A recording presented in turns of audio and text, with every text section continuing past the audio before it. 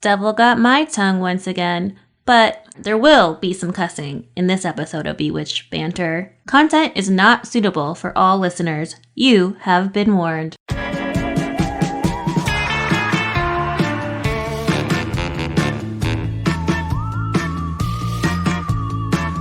You're listening to Bewitched Banter. I'm Krista, and I believe that people are inherently shitty. And I'm Amy, and I tend to believe that people are naturally good. But ironically, I'm a super believer in the supernatural and all things spiritual. And I'm a total skeptic. We're best friends, and in this podcast, we're seeking to explore and understand each other's perspectives with deep dives into the spooky, the spiritual, the magical, and the mystical. And some straight up spoofs. Today, it is Witching Hour story time. Woohoo! And we'll be covering Satanism. Woohoo. If you didn't listen to our episode on Tuesday, definitely pull it up. It'll explain to you exactly what Satanism is. It's not worshiping the devil. It is Spoiler alert. So it is not the Satan that they picture on South Park. That's like a big ass evil red horned thing with hooves. Should we cheers though? Yeah, maybe. Let's do it. Cheers. Cheers. Cheers to Satanism. Yeah, honestly, after Amy and I discussed it, we both may or may not be joining the Church of Satanism. Yeah, tell us if we're drinking the Kool-Aid. I mean. But frankly, going within and putting yourself first, there's no shame in that. I feel like Oprah always preached that. She did. There's your Oprah reference again. Yes. Gotta have one every episode for you. Oh, that reminds me. I know you're not gonna you're not gonna know what I'm talking about, but I watched Harry Potter had a 20-year anniversary, and they all get together. Oh my god! The actors, right? Yeah. Okay. I did not imagine that special was gonna make me cry so much. Oh no! and then I finally finished Schitt's Creek.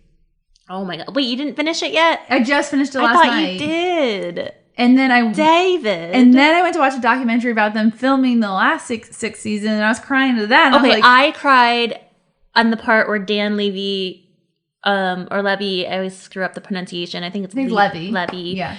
Did you get the part where, oh my god, I'm gonna cry thinking about it, I watched it, of course, right in the fucking crux of my divorce process last winter, and he said something to the effect of about Alexis and Ted not working out, as it was still a love story, but it was a love story of love that didn't work out because of their circumstances, and those circumstances were their own growth that stood in the way. I thought that was beautiful, the way they put it. I cried so hard when I heard that because it touched my heart, and frankly, that's what happened in my relationship, if anyone's ever wondering. People probably are wondering. That's basically what happened. One day we'll tell you the dirty details. Very complex, but that's on a very deep level, like, honestly what it was. If I'm being authentic, it was that. I'm growing, so is the ex, and we didn't grow together, frankly, is what happened. We grew apart, so.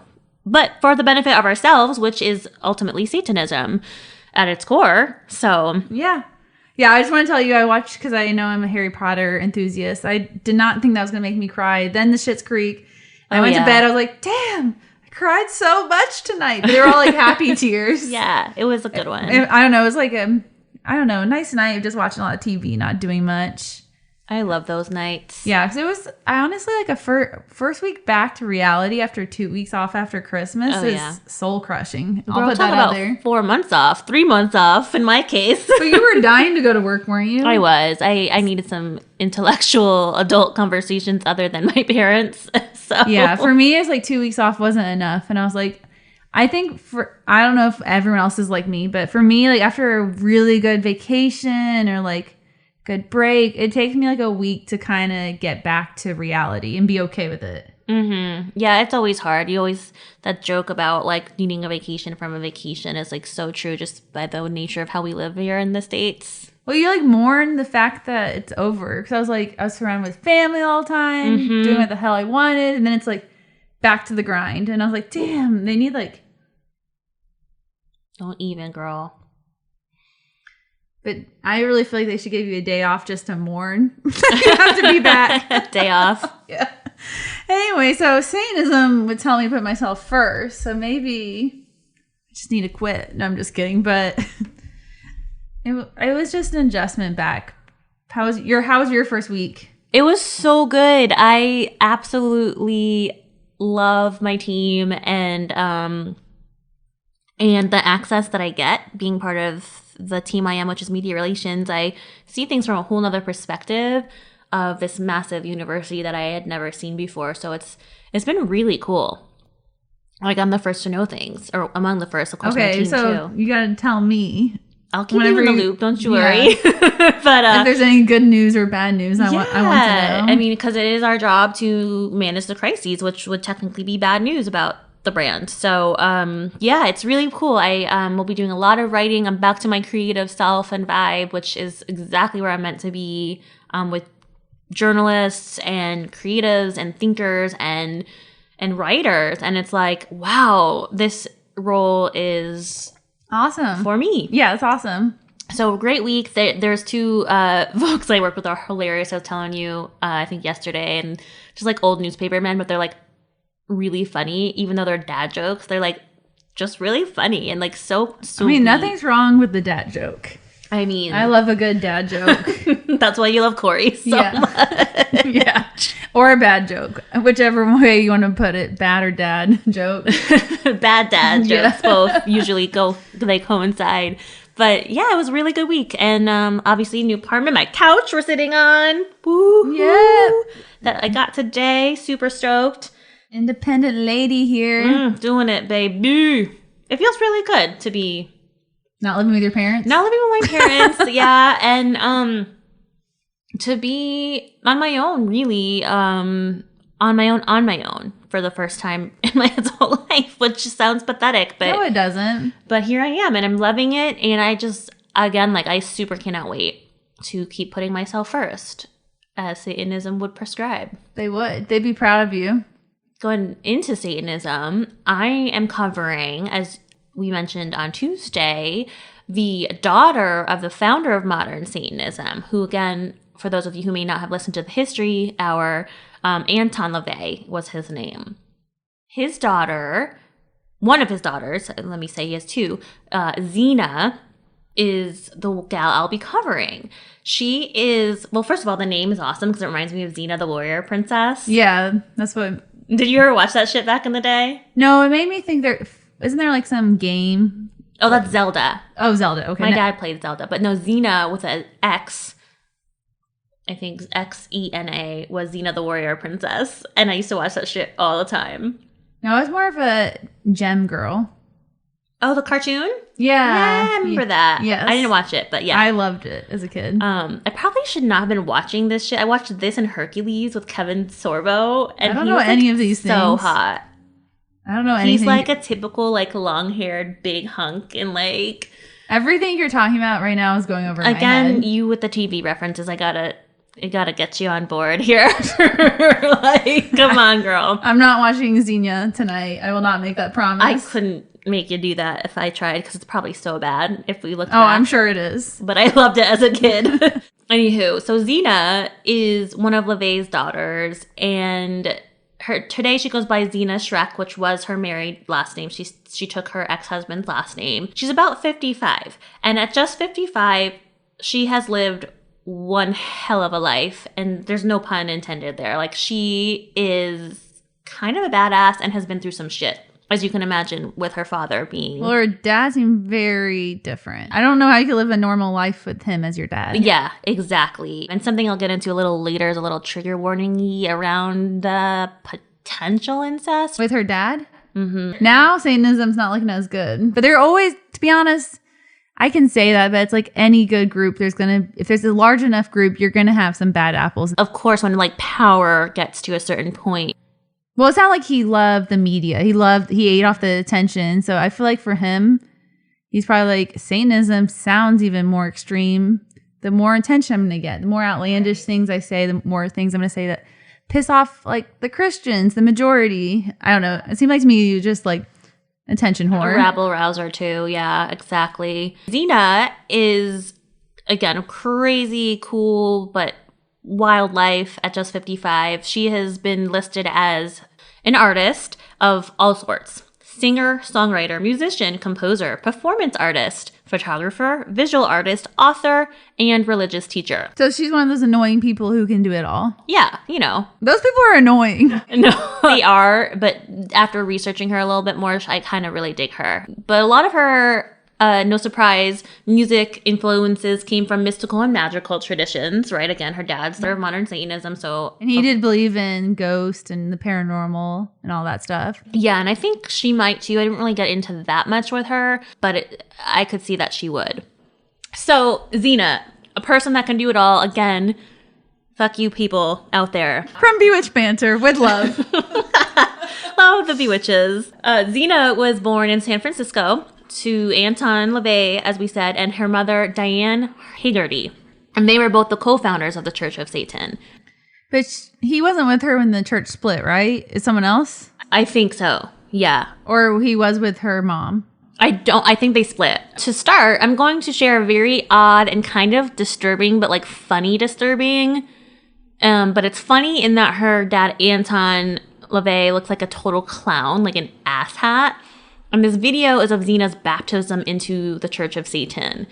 It was one of the most highly publicized and recorded videos worldwide for the consumption of this album called the Satanic Mass LP. And it was the first audio recording by any high priest of LaVey's in his home, which was again called the Church of Satan or the Black House. Do we know what year? 1967. Okay, so it's pretty old. Yeah, so let me show it to you right quick. Fucking douche. And let's just set the stage. Was a naked woman on an altar / like almost like a doctor bed. He looks like a total ass clown. Like he's wearing this like cape with fake ass horns and like a wand in front of this altar with this naked ass woman. And like a poor little 3-year-old. I don't know. I love maybe I love the philosophy, but the actual practice. Well, we did say we were going to try to do our own investigation. I wonder if they're all that weird, just LaVey. I think LaVey was a fucking weirdo, but as you can see, like, that was really disturbing. And this poor 3-year-old sitting here, like, in this bizarre environment, and he used that video as audio again on his LP, which was released in 1968. And then it was re-released as an album in 1995. Okay, so I'm not drinking the Kool-Aid anymore. Yeah. I spilled my Kool-Aid. She dropped the cup. Sorry. So just so you guys know, that was also from the archive. I think that's important to share, from CBS 5 from 1987. Well, can we just share it on Facebook? Or 1967. Yes, we will absolutely share it. So you guys can take your own opinion if you want to keep joining the Satanism Kool-Aid or not. But for me, I think needless to say, at the age of 3... But that's not modern Satanism. Right. Yeah, so that's because there's different branches, and that's LaVey. They call it LaVeyan Satanism. Yes, and for that reason, I think is why Zeena later in life, which I'll get into a little more, basically renounced LaVeyanism as a whole and her father. Because of this, needless to say, also she was exposed to the public eye very early on, just starting at 3 years old. And frankly, to me, like that video and just being forced to be exposed like that as a child, I think that's kind of like borderline child abuse. But I don't think it was. I think it's okay he wanted to do that, but I don't think he needed to use the visual of his daughter being in it. Yeah, I agree. And so that was upsetting to me because she couldn't say yes or no, right? She was like forced to be in it, and she's just 3 years old and this weird shit's happening, and of course that's all she knows. Clearly raised unconventionally in her father's Church of Satan. But because of that early video, I think, and also probably because her dad's eccentricity, I think she had a natural knack for media and PR, and she rose to international fame quite early in life after her baptism. And as a teen, she became the Church of Satan's first spokeswoman. young woman. She was a teen, I don't believe, in the 80s. But so from the 80s to about 1990, she was the front woman for the church. While her father was alive or after he passed away? While he was alive, but he did end up dying shortly before she was like, fucking deuces. I thought she was still condoning the church at that point. I think up until like right after his death, she was like, nah. And we're going to get into why in just a second. Okay, I'm curious because most of my research I came across was good, but I was obviously doing a more generalization. Yeah, and also like the other sect might be less wacky than LaVey himself, you know? Yeah, and I think I didn't really talk about this in the history. There are, I believe, like people who actually do worship the devil, but obviously I was trying to focus more on like the religion of like the churches and temples that have been organized. Gotcha. Okay, so she is the spokeswoman for the church, and she does this up until the 1990s, like I said, until she eventually denounces her father as a whole and the church altogether. And I'll get into why a little bit. Yeah, I'm like, why? I want to know. But in the meantime, Zeena took on and handled hundreds of media blitzes, especially in tabloid crime and men's magazines that focused around the satanic panic, as you covered. And obviously that was such a hot topic at the time. Satanism really needed a PR person to be like handling all those inquiries. And his little daughter, then a young woman, was it. So I'd have to say from like just a general human's perspective and like a PR perspective, she like handled the stress of this scrutiny quite gracefully, being so young and being thrust into that kind of role. I mean, that'd be a hard role to have. So I thought that was pretty cool. But on top of being forced to be the masthead for her father's church, essentially again from the age of 3, she also became a mom at just 14 years old. Whoa, that's young. Yeah. And this is where you're going to be like, fuck you, LaVey.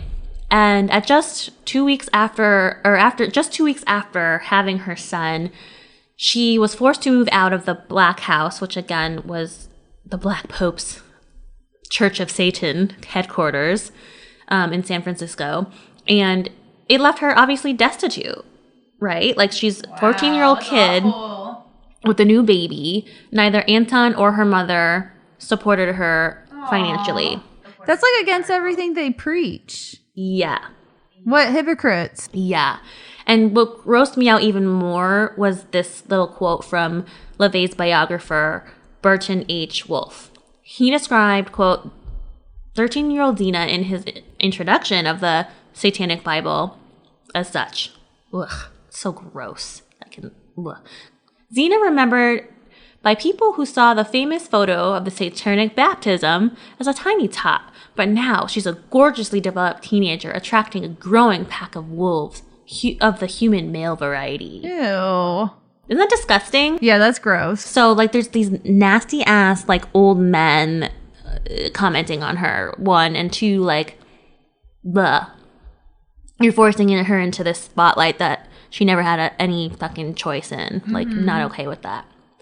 In fact, she told Bethany Lee of the Guardsmen about a, quote, stifling and dysfunctional family life. Oh, I'm sure. I'm sorry, but if your dad's the father of Satanism, yeah, I feel like your life's going to be pretty damn interesting. Pretty fucking weird and interesting also at the same time. Below the article that I read in The Guardsman, there was one comment that was really disturbing to me. And again, I don't believe any of this has been necessarily proven, but if it is true, it's really some good context for why Zeena would be like, fuck you, Dad, fuck your church. I'm curious. It's really disturbing. So this is a comment on the article in 2017 by Nora Cagle. Like Kegel muscles. Both of our minds went there. All right, quote. In the old radio interviews from the 1980s on YouTube, Zeena is said she was grateful for how, unlike most single mothers, her parents supported her. So that contradicts what I had just said, but let me go on. That her parents had supported her when she got pregnant by accident. In this interview, she mentions that it wasn't so rosy, that they made her move out sooner, or soon after her son was born, more like a typical family might do, who maybe are Christian. I don't know. That's an editorialism right here. That's so opposite of what they preach. Because they're like, the whole thing was supposed to be like, don't live by society norms of what people think you should be doing in life. Mm-hmm. So it's like, do as I say, not as I do. Right. And this is, again, it's going to get a little nastier here. Even worse, this woman writes, I read the rumor that she was raped by her own father in 3 different books. What? From Lisa Carver, Burton Wolfe, and Marilyn Marinick. Did she ever actually come out and straight say this, or the investigator just reading into the situation? Yeah, those 3 authors wrote in their books that they speculated that's what happened. Okay, speculated. Okay, so we don't know. So we don't know for fact, no. Okay. In the attention, again, who knows? He and his girlfriend tried to beat up Lisa Carver, who wrote one of the books, for publishing such a rumor. I mean, if it wasn't true, wouldn't you want to beat someone up? Yes. But they were pissed, obviously, of his being the product of incest in the past. Some of us would like to know the truth of what took place in this family, since nobody has cared enough to ever write a biography of Anton LaVey that was actually honest so far. I hope the rape rumor is not true, but I've always wondered why Zeena felt abused and why she had to get away. Something clearly was amiss, somewhere. If she truly was abused sexually or even psychologically somehow, and my heart goes out to her, I'm very glad she survived whatever her background really was, has made something of herself, and seems to want to encourage others to do the same. I wish there were still more free colleges for young women who deserve a chance. Kudos to the city college for doing that back in the day. What does that have to do with anything? I'm going to get into that. Okay, I was like, what? The Guardsman article kind of centers around Zeena's attendance at the city college in San Francisco. Okay. And then how she went on to get her arts degree. And I'll get into why that matters. But if any of that is true, it's obviously horrific, to answer your question. And if it is, what a fucking, inspiration for all women out there who are starving artists and just women in general. You're going to survive that shit and become famous and, handle that shit? Yeah, I mean, I think it would be a hard way, if it's true, that's tragic. Even if it's not true, the fact that she had to live with all eyes on her. Yeah. And I'm sure her dad was one of the most hated people by the media. Oh, yeah. So that would have been really hard just to live with. Yeah. Grow up with. Yeah, your dad being written and spoken about mostly probably all the time terribly. Yeah. I mean, it's having not the same, but if your dad was the president. I mean, that's a little extreme comparison, but still, I feel being a president's daughter would be awful too. Oh, God, forget it. God bless Sasha and Malia. No, thank you. I would hate that. Hey, one goes to Michigan. I know. I think it's Malia, but I don't know. Could be Sasha. But anyway, again, if it's true, it's disgusting. And Zeena, to me, is kind of an inspiration for rising above all this. And despite all that shit that was put on her shoulders, she continued her mission or role as the Church of Satan's PR lead. She joined and also later performed she joined and also formed a badass rock band called Radio Werewolf.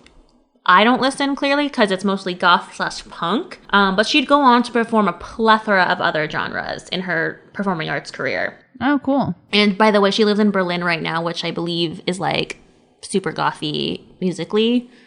I could see that. Not sure if that's accurate, but I think it is. We can fact check with historian Corey. But anyway, so from electro, acoustic, sound art, field recording, post-industrial, ambient, neoclassic, gothic, post-punk, goes on. So obviously she's really talented in music and in performing arts. Her musical influence, again, was largely inspired by the magical and mystical world of her father, but also by her godfather and filmmaker Kenneth Anger, which is a really interesting last name, but anyway. Anger is described as a filmmaker, actor, and author and occultist. So obviously part of the church. Yeah. And he works exclusively in short films. Later, Zeena would appear in another film, not by Anger, but by another Godfather-type friend and figure in her life, the director Curtis Harrington, where she played a Dietrich-like character. And I think that's a reference to an old vampire-like movie. Oh, okay. So again, on top of handling all the media blitz as a teenager and young woman, in 1985, Zeena became a high priestess of the Church of Satan, and she got herself an education all on her own after being kicked out of the house with a baby. At 14 years old. She passed the high school equivalency exam and left high school early just so that she could study drama at the City College of San Francisco. So did she ever do anything with the church again? Yes. Are we going to talk about it? Yeah, I will. Here, though, she learned acting, music, and performance art, as I said. And back then, California was still offering free tuition at any of its community colleges. And again, in this 2016 Guardsman piece, Zeena is like still to this day a proponent of free education. Okay, that's cool. Which I totally dug. And I think you and I both can as educators. So she said, I know that there are many young people who also experience such discouragements and hindrances.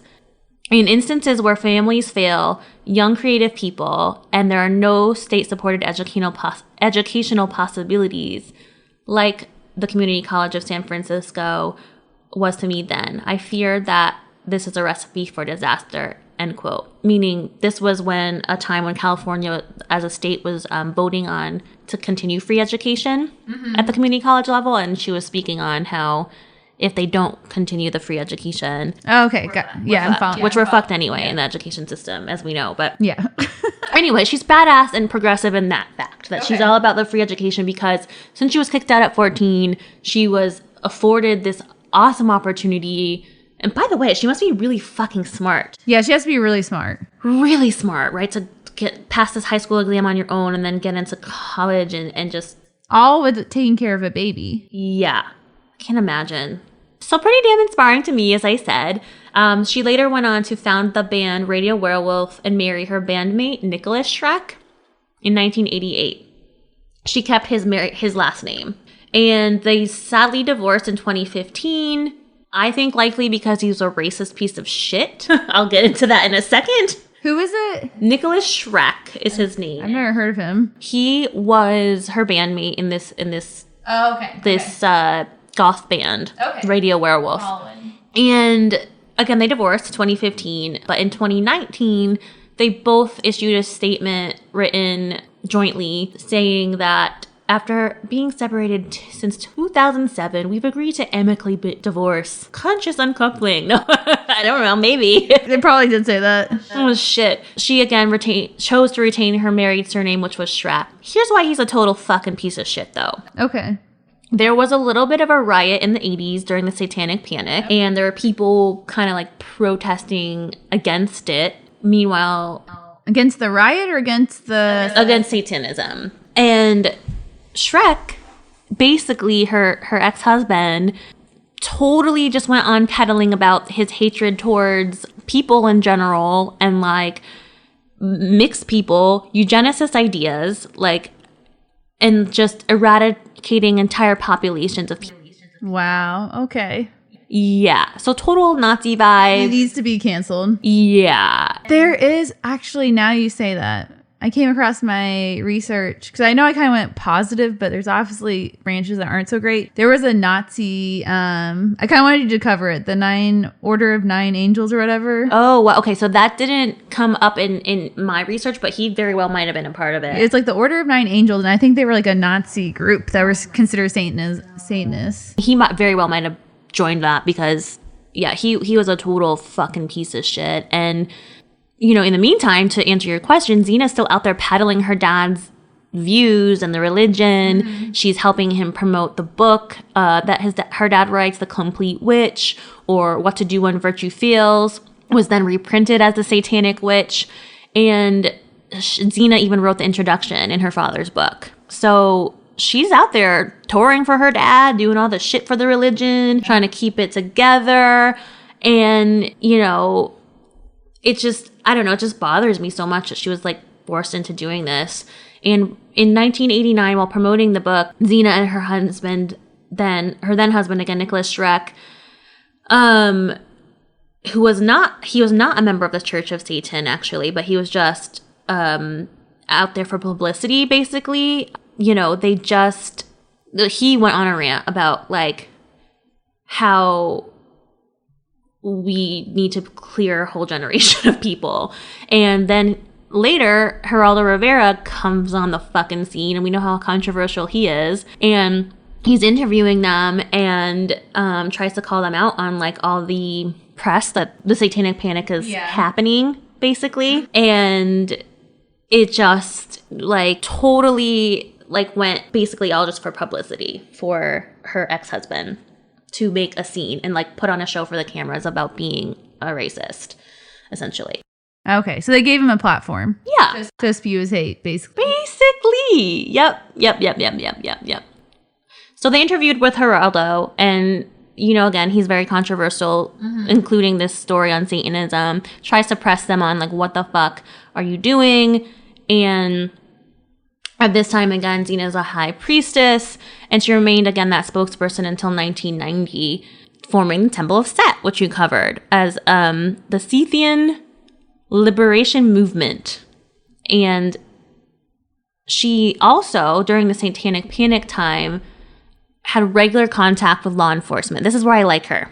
Okay. So she had regular contact with law enforcement agencies and personnel to dispute and dispel any messaging that people in Satanism were raping kids and like doing this sex ring. So she actually testified and gave them great evidence and dialogues and like testimonies saying, you know, this is what Satanism is, which is what you covered, and this is how people are portraying it. Okay, that's fascinating. Yeah, so she really helped the police out because they had very limited knowledge of what Satanism actually was. I didn't have any knowledge until literally I sat down to research and learn. I don't feel like if you ask like most people, I don't think they would know what it is. Yeah, I didn't either. I mean, it's not mainstream enough for us to know in the first place, but yeah, I thought it was fascinating. It was not what I thought it was at all. Yeah, so, I mean, okay, so she's thrust into the spotlight. She's got to get at fucking 14, yet she still peddles her dad's book, right? And she's fighting the good fight for her dad,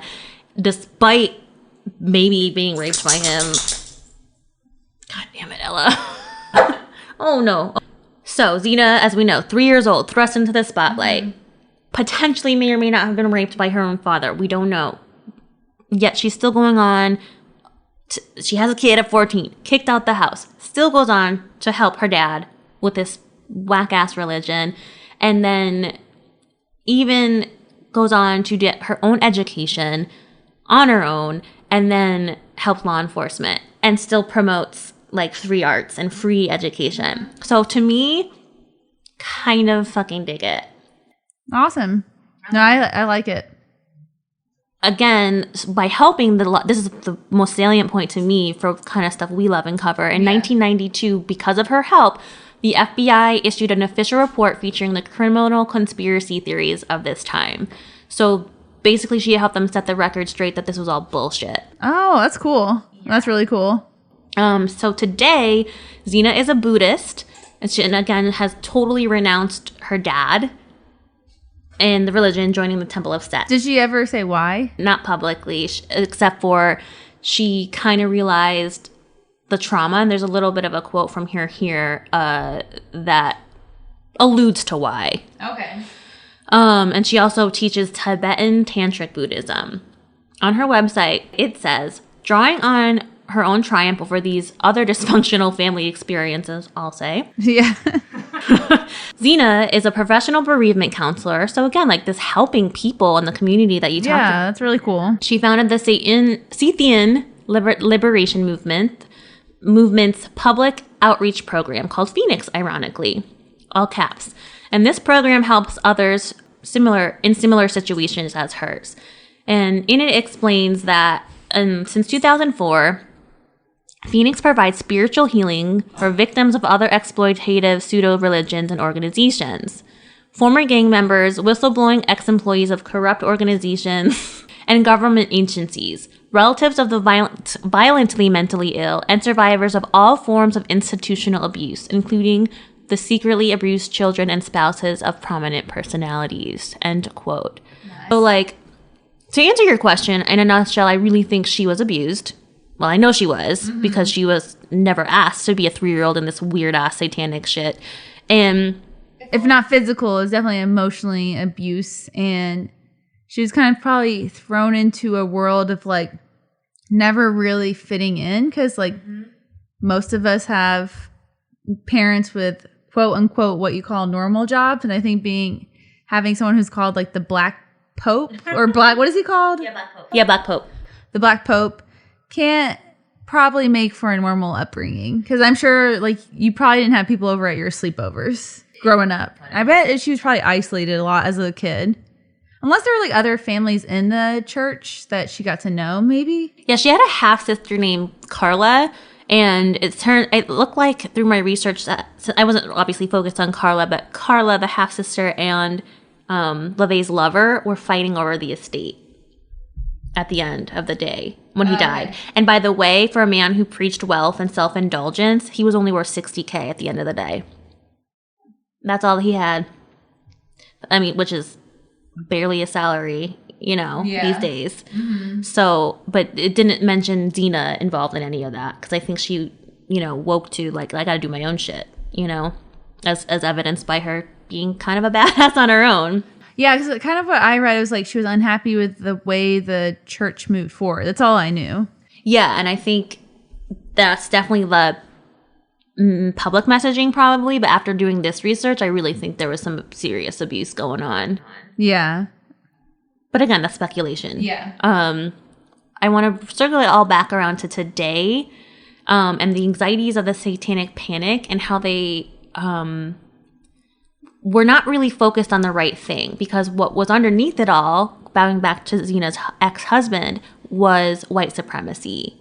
So instead of focusing on the fucking fascists and racists that were bubbling up underneath the guise of the Satanic Panic, they focused on this sex ring that was not even a thing. So the panic was all these moral, like, righteous people not even looking at these underlying people promoting racist beliefs, frankly, and it morphed into QAnon, actually. Yeah, I know. When we do our Satanic Panic, that seems like such a mouthful.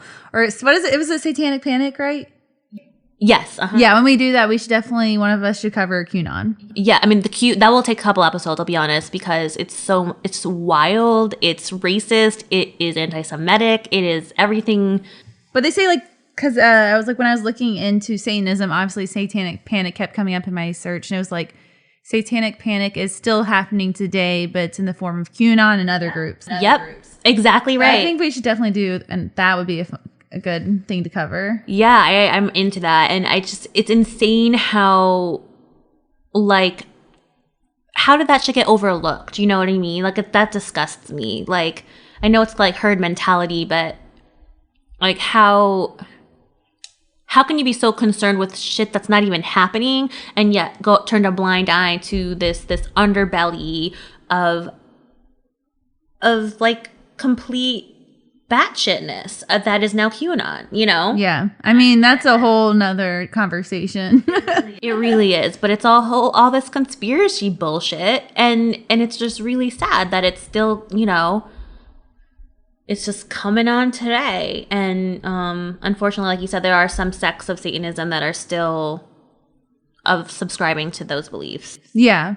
I mean, I feel like any big group, like, the way I kind of thought about it is like Muslims. It's a very peaceful, loving religion. But then obviously there's the extremists that we all know. And those few people have to kind of ruin the reputation for a large majority of the people who practice. Exactly. That's kind of how I see Satanism, because I feel like there are some really bad apples, bad people, or people who call themselves Satanists, but they're not actually a member of the temple set or different branches. But again, I do feel like if you call yourself a Satanist, you're kind of asking for some scrutiny.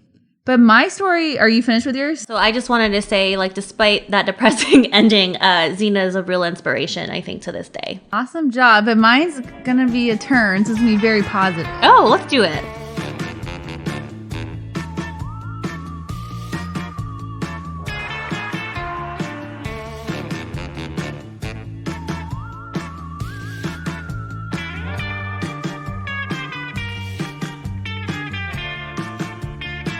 Okay, so we had to get low because that's what we do here at Bewitched Banter. We got to Take it down, going back up. Yeah. Well, humanity sometimes can be a little disappointing.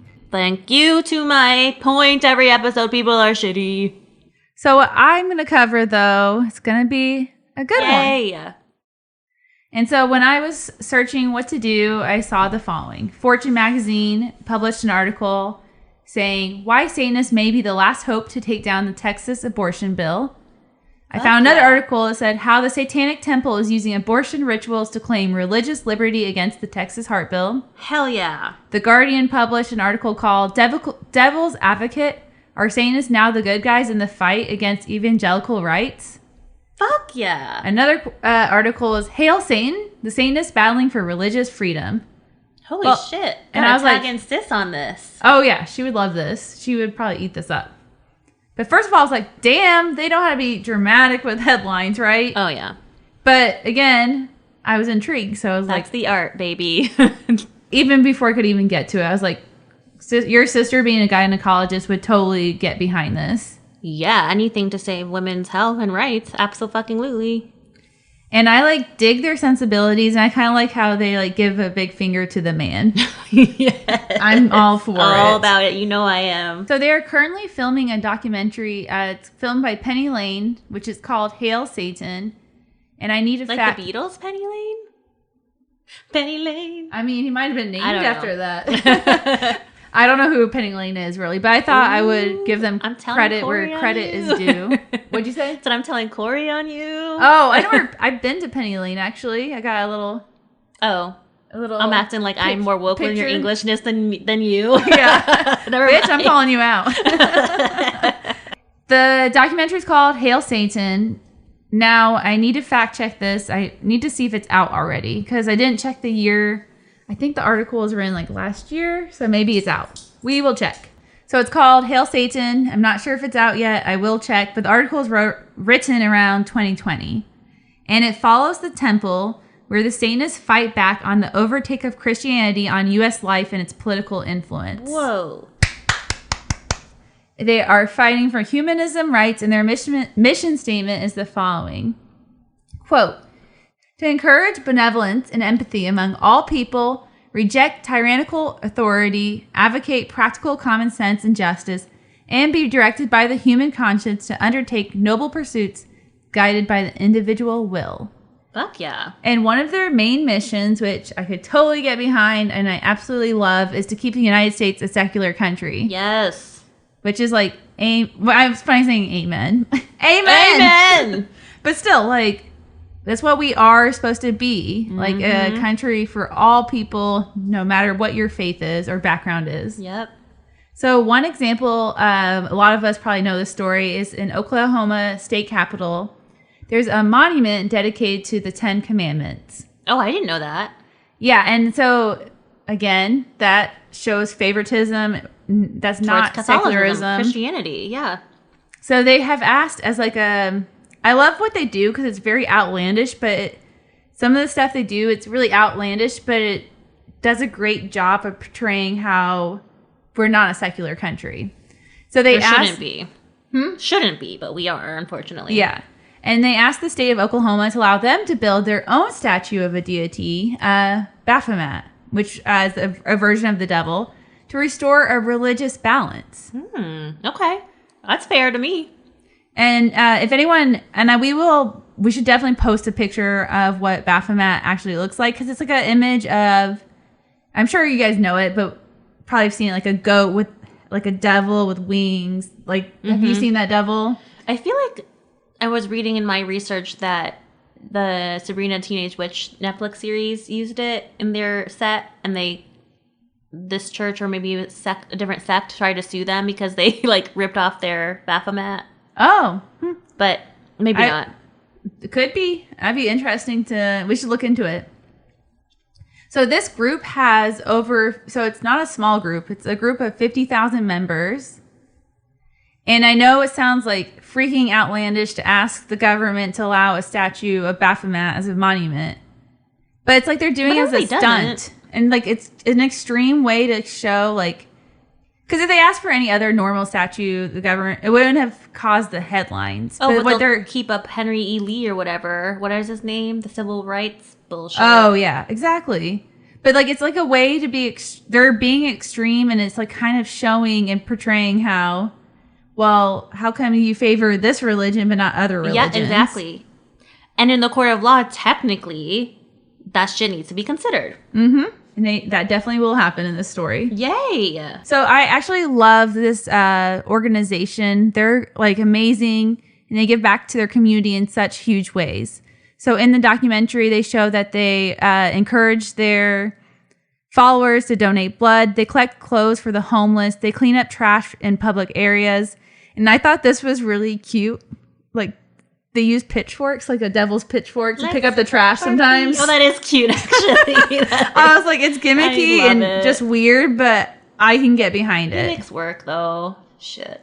But one thing they do that I was kind of like, oh, that's a little weird, is they do host Black Mass, where they do call on Satan. Okay. But when it's explained, they explain why. It kind of makes sense to me. Right. Again, like I kind of covered in my overview of Satanism, they're very on theme with a lot of other Satan branches. Mm-hmm. They don't actually believe in Satan. And they're kind of, through this, acknowledging that religion is something people believe in, but there's no proof. Like, they're like almost their philosophy is making commentary about how other people follow religion so blindly. Mm-hmm. Yeah, absolutely. And we all know, I remember the day the Heart Bill was passed in September. Mm-hmm. Like, my social media was flocked with images of like Handmaid's Tale, and it's kind of like, what's scary to me is like when they pass one thing, it's like, okay, this is not only a war on women in Texas, it's going to be able to be a trickle down movement where they do it everywhere, which is terrifying. Yeah, that's exactly what my sister explained it as. And I go, well, it's just Texas, right? And she said exactly what you just said. She said, no, it impacts me legally being able to do my job or not. Thank God Illinois, I don't think would ever pass. But you don't know. Like, you never know. And that's the scary thing. Well, that's why she never moved here to practice. Like, because she could have went to Banner for her residency. Mm-hmm. And she's like, there's no fucking way I'm going to a red state, because at that time we weren't purple. Yeah, I could see that. I think they're coming for, I don't know. Here, probably, yeah. Here next. Who knows? They probably will. But the bill was, the Heartbeat Bill was signed by Governor Kemp on May 7th, 2019, bringing into effect one of the strictest abortion laws in the country at all time. So the bill would prohibit abortions once a heartbeat could be detected. And that's usually when a woman is about 6 weeks pregnant. And this bill was created basically to be able to skip judicial review. And they estimate that over 85% of abortions happen after 6 weeks. I mean, most people don't know they're pregnant at this point. So it's a total attack on women's rights. And they're trying to keep the minorities and just people who have no money, keep them down. Yeah, because if you can't get it in Texas and you don't have the means to travel. Yeah, they're the ones who are going to be the ones who are struggling the most. Because if you're poor, you probably don't have access to go and travel to another state where you can get safe care. Exactly. Oh my God, this is so on par with all the conversations my sister and I have. And you know, if a woman doesn't want a pregnancy, we will find a way, no matter what. And unfortunately, if these types of laws keep going, it will often end up in dangerous and unhealthy terminations of pregnancy. Mm-hmm. And this, to me, I remember when this happened, I was like, oh God, am I living in Handmaid's Tale? But this is the part, remember when they brought that whole initiative forward that if you ratted someone out, they would give you $10,000? Oh my God, I think I missed that part. What? So if you knew of someone who was helping someone get an abortion, you called like the police hotline, they would give you could get a $10,000 tip. Wow. Okay, yeah, I think I blacked that out maybe. God. But that to me doesn't even feel like real life saying that out loud. Why would you think? I'm so baffled. I don't have anything to say. I'm just like, no. Then later we found out the U.S. Supreme Court declared it couldn't block the law, which was like, I just remember everyone I know more on like a lot of people who agree with our opinion on pro-choice. Like it was a sad day. I was like, really? Like, look at what we've been handed the past few years. Like we had Trump as our president and now this shit? Come on. Like, why do I live here? No, honestly, I mean, I remember saying I was going to move to Toronto when he won. Oh, you and every other American. Well, I got friends there. I'm moving. I'm like, oh yeah, because they're going to take you? Okay, cool. I know. And they're actually like the strictest ones on COVID. So like we couldn't even get there. Like Lauren Zuck like smuggled their baby in basically this winter or this summer. Like, told on you guys. So talking about the government. So the IRS has recognized the Satanic Temple as a religion, and therefore the group decided to fight back and say that their religious rights were being infringed upon and that this violates the Religious Freedom Restoration Act.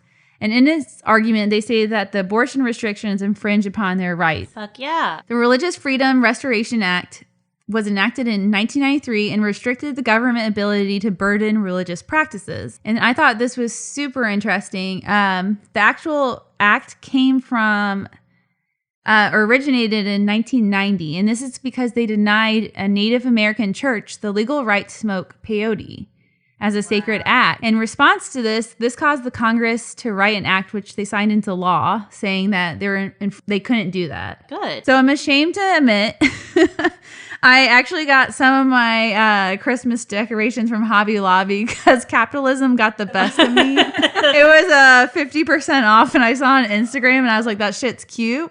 So I'm not always a woke warrior, and I did get some of their stuff. Well, I mean, they do have some cute stuff. So that's why I'm time out. I have barely shopped there, but I did want to admit my wrongdoings. I know we vote with our wallet. I don't go very much. Why am I bringing up Hobby Lobby? We probably all know. But in 2014, it was ruled that the government couldn't force upon Hobby Lobby's rights. They're infringing on their rights, right? Because they're considered a Christian company, and they didn't want to provide insurance for their employees to cover an abortion. Mm-hmm. This ruling, however, has actually inspired the Satanic Temple to think about how they could use this argument so the government can't impede on their religious rights or their belief that people should have the right to choose and be pro-choice, and that the government can't meddle in women's reproductive rights. You know what's really dorky? Sorry, I'm just so fucking happy. I'm straight, obviously clapping, and now I'm pumping my arms. And my notes, I wrote finger snap, finger snap, finger snap. We literally just did that. You just did that. I did it on your own, on cue. So one of the 7 tenets of the temple is the following. I read this last time. So one's body is inviolable subjects to one's own will alone. AKA, basically it's my body and I can do whatever the fuck I want. Damn right. Except, okay, I know we talked about this before, but I gotta bring it up since we're talking about pro-life / pro-choice. How the fuck can it be my body, my choice when it comes to not wearing a mask? But all of a sudden a woman says my body, my choice regarding her desire and right to choose whether or not she wants to fucking be pregnant, not be okay. Fuck off, mic drop. Fuck you. Yeah, I 100%. I feel like all their arguments are so hypocritical. They don't. And let's say I was to like them, it's a global pandemic. Their actions are impacting people globally. Yep. It's a community crisis. Your choice of not getting vaccinated impacts the community. Someone getting an abortion does not impact the community. Right. Tell me how. It's a personal, very personal and familial choice. Yeah, but like to me, the whole it's my choice, my body, I don't have to wear a mask. I'm like, no, it's you decided to live in a community. This is a global health pandemic, and your actions are impacting other people's health. Mm-hmm. That's when it's not fair. Oh, yeah. Again, hypocrites as fuck. I can't. Okay, back to the good stuff. Yes, I thought we were doing positivity here. So another example of the Satanic Church fighting for women's rights to choice happened in 2015 as well. So they filed a lawsuit against Missouri. I actually, when I see the word Missouri, I did again. I just say misery. I don't even know how to read it now, right? Sorry, guys, if you live there. Okay, so Missouri made women review a booklet, which was basically a guilt trip on women before they were about to have an abortion, right? So one passage tells them that life starts as soon as contraception happens in the booklet. It is also a requirement that they read this booklet, but then they go home for another 72 hours to consider if they want to move forward. That would not happen with any other procedure in the world. Especially, because it's a woman, she has to go home and think about it. Right. Okay, but she doesn't have her own agency on her own to think with her own brain. Fuck you. But this part is going to make us both sad because, America. Pretty much. So the Satanic Temple fought that the state was forcing its religious views on vulnerable women. Mm-hmm. They fought this argument when a woman that they did not release her name for, obviously I can understand. They called her Mary Doe, right? So the Satanic Temple fought that the state was forcing its religious views on vulnerable women, right? And just in a horrible situation, no one wants to get an abortion. It's because they had, that's the best choice for them. But they fought this argument. There's a woman in Missouri. I can't even say it. Okay. Missouri. Okay. Misery got stuck in my head. So they fought this argument and they didn't want to release her name, obviously, for protect her. So they call her Mary Doe. Okay. So Mary Doe was going to get an abortion in Missouri. I said it. And they did the same practice. Got to read this booklet, go home for 72 hours, blah, blah, blah. So they sue the state for this.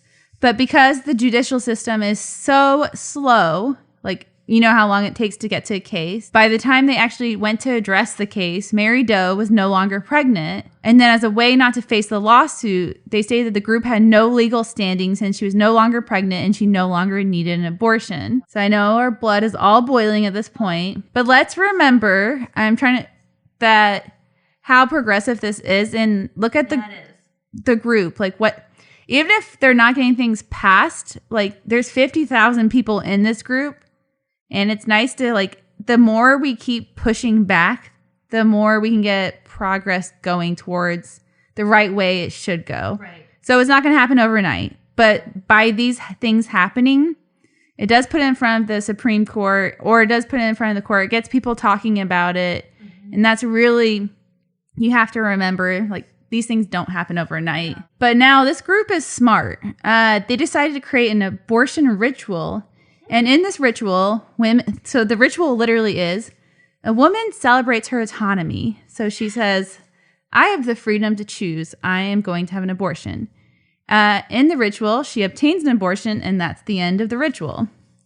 Because now they have created a sacred religious ritual around a woman having an abortion procedure done, the government is now interfering with communion or baptism. Oh, they're so smart. I know. They definitely have a lawyer. Fuck yeah. Get it, lawyers. They also filed another lawsuit stating that Ann Doe's religious liberty was violated by them denying her right to a fair trial. So the next part is going to sound very lawyerish, so try to follow. So the argument against the satanic group is that the abortion is a medical procedure and has nothing to do with religion. Okay, that's black and white. The Satanist argument comes from a case in 2009 that a pastor in Texas had a halfway house, and the government stated that he was violating a zoning ordinance. The Satanists argued that they violated his religious freedom to the halfway house, and the government counted his halfway house as a secular thing. So they are saying something can be secular and religious. I don't really follow it, but I feel like lawyers probably could do a much better job of... Okay, so I guess I'm lost on how is a halfway house. So it's a religious establishment, but the government said, nope, you're infringing upon the zoning ordinance, so you need to move your halfway house, and they considered it secular. So they're like, say the government's saying something can be secular and religious. Okay, so the lawyers are saying that the government's talking out of both sides of its mouth. Yeah. But they want something to be secular and religious because they're saying an abortion could be a religious thing and a secular thing. Okay. So they turned it on its head against the government. Yes. Got it. Let me follow that. And I know that was kind of like, what? And that's why I'm not a lawyer, and for several other million reasons. For me, it was all the goddamn memorization and reading. I love media law so much, but whew. I wouldn't want to fight that much. Hell no. You know I do. I'll come out swinging, but you can't be emotional. You would not be able to keep your temper. That's why I'd be really great at being what do you call Not it? a lawyer. The ones that put on a show. I know, but I think sometimes you have to know how to keep your cool, though. And I don't know if you could do that. No. The group then proceeded to file a lawsuit against the FDA because they were restricting access to abortion pills.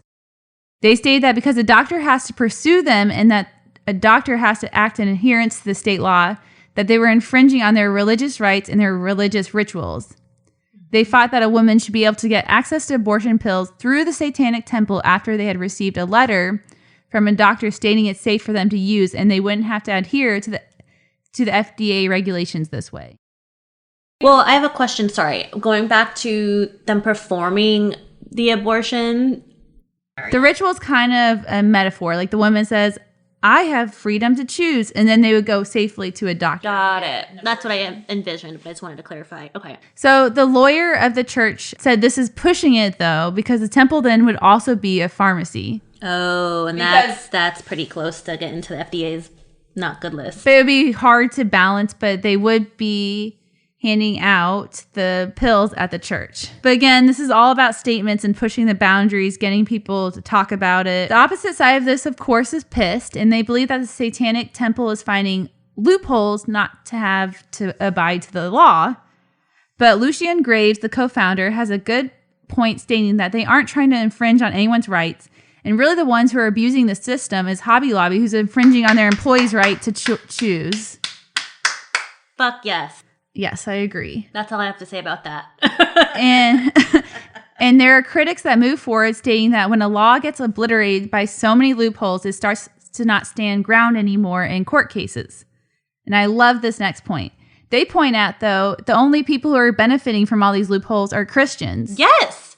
Fucking exactly! Yeah, and they're like, what about the... Oh, and actually, I'll save it because there's a quote I'm going to end with that actually does such a good job explaining everything. This is exactly what you're saying in your history of, like, how the fuck is it cool for, like, Christian beliefs to be in everything in our government and everything we do in our society, yet other religions aren't taken into consideration? That shit is not okay. I think that's kind of one of the main trends of Satanism too. And I'm going to leave it on this quote because I thought it was great. And from the great article I found on The Conversation by Joseph Laycock, and this is a quote I found that I really liked. This is why constitutional law professor Jay Wexler has encouraged the work of groups like the Satanic Temple, stating the following. Only by insisting on exercising these rights can Muslims, Hindus, Buddhists, atheists, and everybody else ensure that the court's new religious jurisprudence does not result in the public space occupied exclusively by Christian messages and symbols. Yes. At stake is nothing less than our national public life. End quote. Wow. And that is my story of the Satanists fighting the good fight. That's what I was going to call it. Yeah. Fighting for humanism, the public, women, fighting for the public's good. Public health. I mean, wow. Yeah. So I told you I brought some light into... I brought some light into our episodes this week, and it's been fun. I love learning about Satanism personally. I thought, wow. Are you still signing up?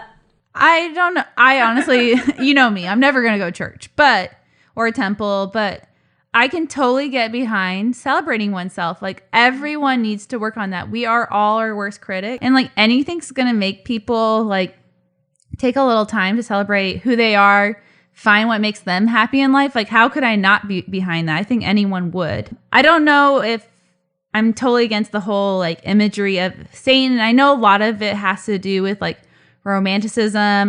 They do a lot of like stuff with literature and art, and like a lot of it's like music, and it's like kind of like a rebellion, which I love the idea of like rebelling against the government, the big man. So there's a lot of cool components. I would never personally join, but I would definitely be open to attending. I don't know if it's something that's open to anyone going. Yeah, we still need to research that. I'm totally down to like sit in on a black mass if allowed. I love that, and I just thank you for opening my eyes and listeners' ears and eyes to the light that actually is within this religion, because it's like so many things gotten a bad rap at the helm of the fucking patriarchy. So yeah, and I definitely want to watch the documentary Hail Satan. I don't know it's out yet, but we could definitely look into that and let you guys know. I think it'd be interesting, and I'm really about anything that builds community too. And it seems like it's building community and they're doing good things. So how could I be against that? But I know obviously there is like in your story, there is like the theatrical, let's be dark and weird and let's have people talk about us. But if it helps with the fucking branding, fine. As long as you're not an actual piece of shit like LaVey seemed to be potentially. Yeah, I kind of think he was in it more for the fame. Sure. And I think for me, it was hard for me to actually do justice to the religion because it was like me in 30 minutes trying to summarize a whole religion with so many branches. And I'd really like to talk about modern Satanism because I think that's completely different. I think probably what I'm covering right now is more modern Satanism. To me, it's cool. I don't know. So cool. I mean, I like learning about this stuff, obviously, or I wouldn't have the podcast.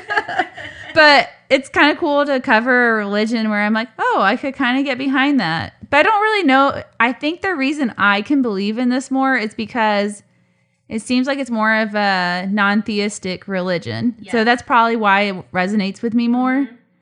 And I'm not really a believer of like a God or I don't know. I don't know what I really truly believe. Who knows? I think that's why it resonated with me more. And fuck, yeah, if you're going to help women out and like fight all these terrible laws being passed by like the extreme right, I'm all for it. And I'm so curious to what my sister's opinion is on all these. So you'll have to send me the sources. Or well, once we post them, I'm going to send them to her because I really want to hear what she thinks about it. And I mean, I'm sure she's going to be just as happy to hear that a larger group is fighting on her colleagues and women's behalf. Yeah, so I think it's a cool one. And Happy New Year, everyone. I hope you're off to a good start and I hope you're not doing some extreme diet that's making you miserable. Because I know a lot of people do that. I mean, we talked at length about what we're doing, but I'm not trying to do anything extreme. I'm just trying to take care of myself, be healthy, but I still have indulgences because I feel like you got to do that. You got to live life. If you're like on week 2 of your extreme diet, don't do it. That's my advice. We are the devil on your shoulder saying, fuck off. No, I was the devil today again on the shoulder of us both making us get Jersey mics, but self-care, question mark? I would say so. On that note, though, I hope you guys enjoyed. If you did, please leave us a review. We appreciate it more than you know. Yep, we're out there trying to promote ourselves, which is hard to do.